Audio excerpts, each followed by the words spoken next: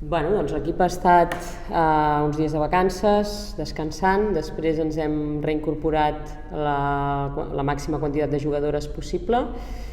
i s'ha fet un bon treball els dies previs i ja des de dilluns l'equip ha pogut treballar més conjuntament ja preparant aquests dos partits que venen aquesta setmana. La Gedre, com que ha estat amb la selecció i jugant minuts, se'ns ha incorporat el dimarts i la Kelsey ve dimecres, però ja totes a punt pel partit de Lugo. Per altra banda, parlant d'aquest partit de Lugo, un equip que no passa pel seu millor moment, si no m'equivoco,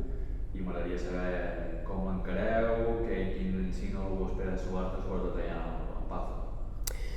Van començar malament, però han acabat amb dues victòries a les últimes jornades. La gran expectativa de tot això és quan la finestra FIBA apareix, és com tornen els equips, i et pot tocar la cara o et pot tocar la creu. És a dir, uns dies de descans poden anar molt bé o poden anar molt malament. Llavors, a priori és un equip amb molta mobilitat, que no juga un bàsquet molt organitzat però sí bastant incisiu,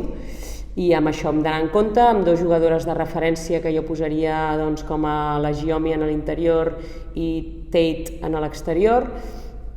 i la resta és que Unigirona sigui capaç de fer el joc que vam deixar enrere i millorar-lo, i per tant mentalment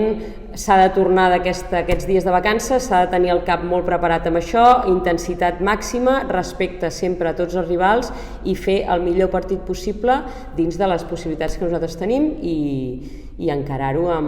tornant cap a Girona amb una victòria. Ja per acabar, m'agradaria saber si hi haurà alguna baixa o alguna altra inesperada d'última hora o seguirà tot com sempre? No, estem tots a punt, totes a punt. Ja ens falta l'Irati, que ja està incorporant-se